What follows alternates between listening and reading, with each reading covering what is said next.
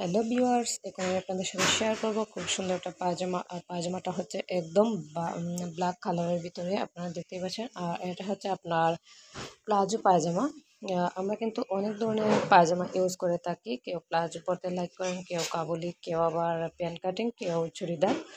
তো এক একজন মানুষের চাহিদা এক এক রকম। এই সালোয়ারটা তৈরি করতে আমার কাপড় লাগছে 2 গজ 4 গিরা।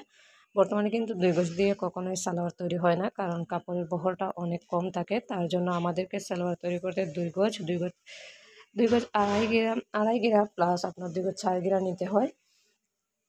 আমরা যারা আছে হেলদি, তো তাদের ক্ষেত্রে অনেকের আছে যে হেলদি, তাদের ক্ষেত্রে কিন্তু 3 গজ নিতে হয়, কারণ 3 গজ দেখা যায় ওদের সালোয়ারটা হয় না।